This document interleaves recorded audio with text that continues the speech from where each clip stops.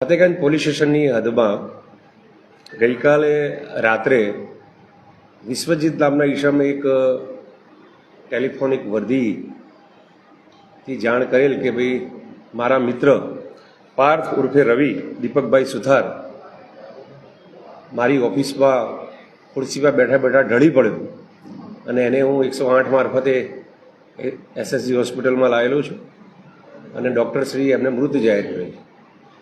આ વર્દી એમણે ખુદ લખાઈ અને પોલીસ જ્યારે આ સ્થળ ઉપર પહોંચે છે ત્યારે આ મૃત પાર્થ સુથારના શરીર ઉપર ઘણી બધી ઈજાઓ જોવા મળેલી। એ તાત્કાલિક અસરથી પોલીસે આ વર્દી લખાવનાર વિશ્વજીતનો સંપર્ક કરવાનો પ્રયત્ન કરેલો। તેણે પોતાનો મોબાઈલ ફોન સ્વિચ ઓફ કરી અને સ્થળ ઉપરથી નીકળી ગઈ।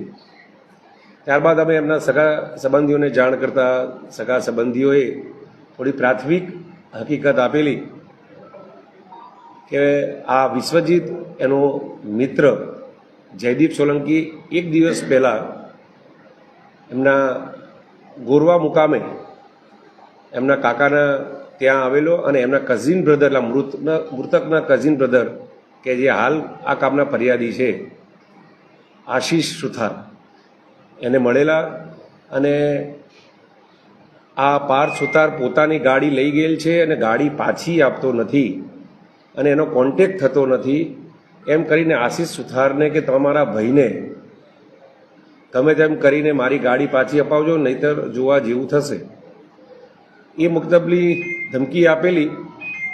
એની માહિતી પોલીસે થોડી છણાવટ કરી।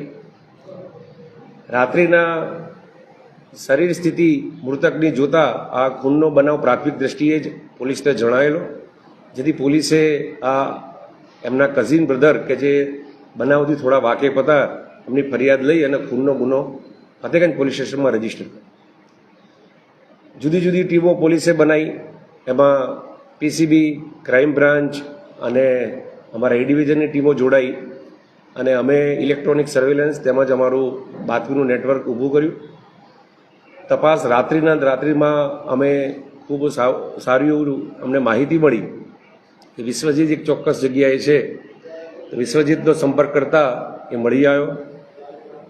વિશ્વજીતની અમે પૂછપરછ કરી તો પહેલાં એણે પોલીસને સહકાર આપ્યો નહીં અને પોતે કંઈ જાણતો નથી એવી હકીકત જણાઈ। વધુ કડક પૂછપરછના અંતે એ પડી ભાગ્યો અને એણે સત્ય હકીકત જણાવી કે પોતાની એક સ્વિફ્ટ કાર છે, એ સ્વિફ્ટ કાર એમણે 11 ફેબ્રુઆરીના રોજ આ કામના મરણ જનારને દિવસના 3000 લેખે ભાડે આપી। આ ભાડે આપી અને પછી 18 દિવસ જેવો સમય થઈ ગયો તેમ છતાં ગાડી સ્વિફ્ટ કાર એણે પાછી નહોતી આપી અને આ સ્વિફ્ટ કાર એ શોધતો હતો અને ઇવન આ પાર્થને પણ શોધતો હતો ને પાર્થ મળતો હતો કે ના સ્વિફ્ટ કાર મળતી હતી। એના કારણે પછી એણે વધુ તપાસ કરતાં જાણવા મળેલું કે આ જે સ્વિફ્ટ કાર જે છે એ સાઠંબા મુકામે મરનાર પાર્થે કોઈ થર્ડ પાર્ટીને વેચી દીધેલ છે 2 લાખ રૂપિયા। એ માહિતી મળતા એણે એ વ્યક્તિ પાસેથી પોતાની કાર પાછી મેળવેલી અને પાર્થને શોધતો હતો।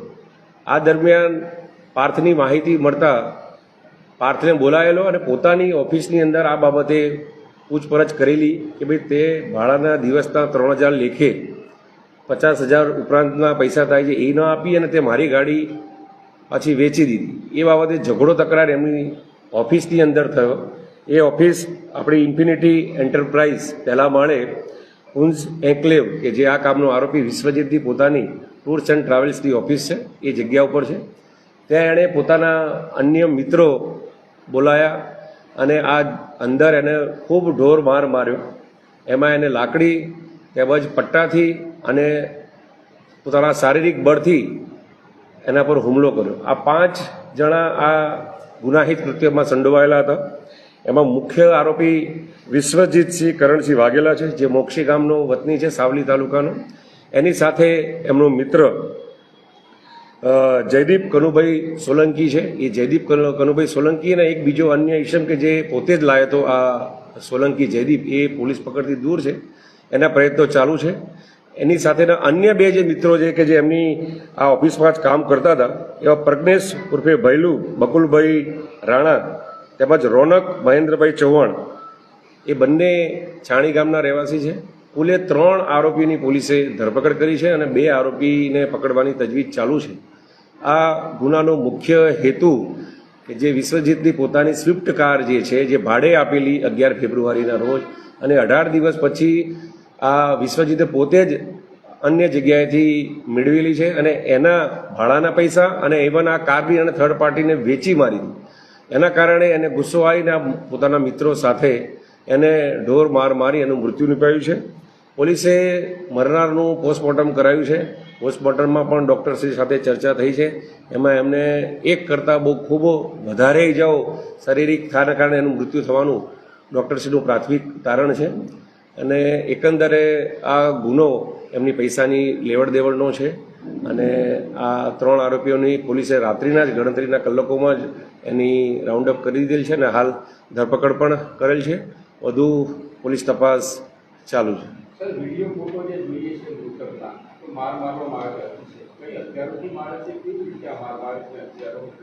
હથિયારોમાં મેં આપને કીધું એમ હાલ આપણી પાસે જે આરોપીઓ છે 3, એમાં એમણે પોતાનો શારીરિક બળનો મહત્તમ ઉપયોગ કરેલો છે. કારણ કે એ સિવાય બી બીજા એમના બેલ્ટ, જે આપણે પેન્ટના ઉપર પહેરેલ જે બેલ્ટથી એને ખૂબ માર મારેલ છે અને એક લાકડીનો ઉપયોગ કરેલ છે. ઇન્ટરનલ ઇન્જરીઓ હોવાનું પ્રાથમિક દ્રષ્ટિએ અનુમાન છે અને બાહ્યક ઈજાઓ થોડી દેખાય છે, પરંતુ શારીરિક પાછળના ભાગે, બરડાના ભાગે, શરીરના નીચેના ભાગે એમાં ઈજાઓ એક કરતાં વધુ હોવાના કારણે આ મૃત્યુ પામેલું છે. ગાડી જેને વેચી હતી એનો કોઈ પતો લાગ્યો છે? કારણ કે વગર કાગળી એને બી ગાડી ખરીદી. ગાડી એમને આપેલી છે ખરી, કાયદેસર વેચેલી નથી. આ તાત્કાલિક થોડા દિવસની વાત છે. પોલીસે એ દિશામાં તપાસ હાથ ધરી છે અને એની બી પૂછપરછ થશે.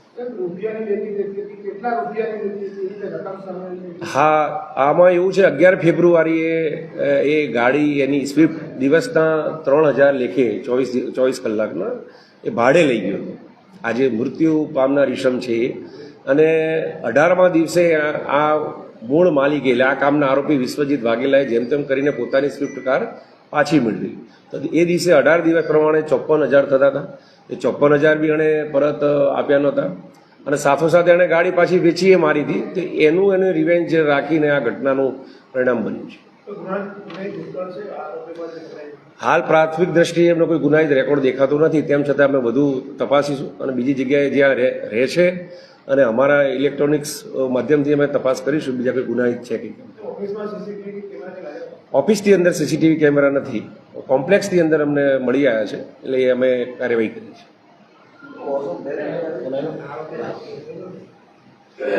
એક કરતાં વધુ ઈજાઓ શારીરિક હોવાના કારણે ડૉક્ટરશ્રીએ જણાવ્યું છે કે એના શરીરની અંદર એક કરતાં વધુ ઈજા.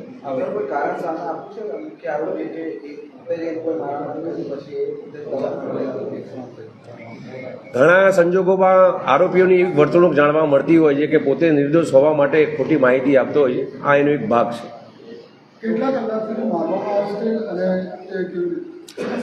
લગભગ આ મૃતક જે અમને માહિતી મળી છે એ રીતે એ 12 વાગ્યાથી માંડી અને સાંજના સંભવિત 6, 6:30 સુધી.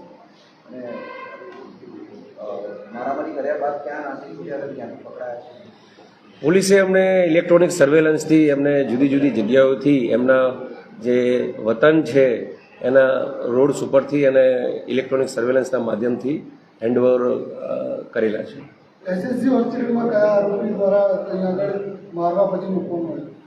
એ મેં આપને કીધું, વિશ્વજીત પોતે જે વ્યક્તિ છે આરોપી એ જ એમને ત્યાં લઈ ગયો.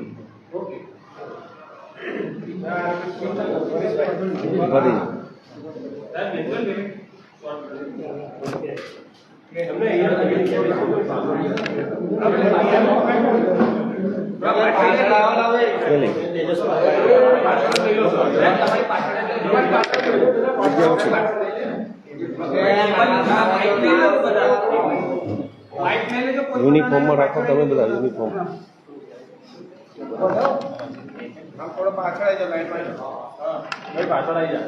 યુનિફોર્મમાં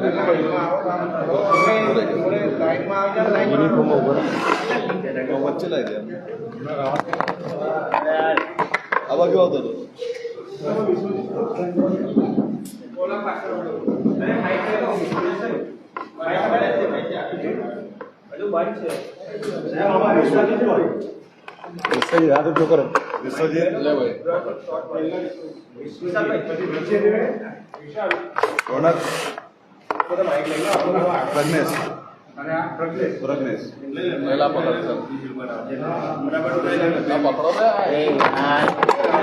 લાઈવ ચાલે છે, માઇક રહેવા દો, લાઈવ ચાલે.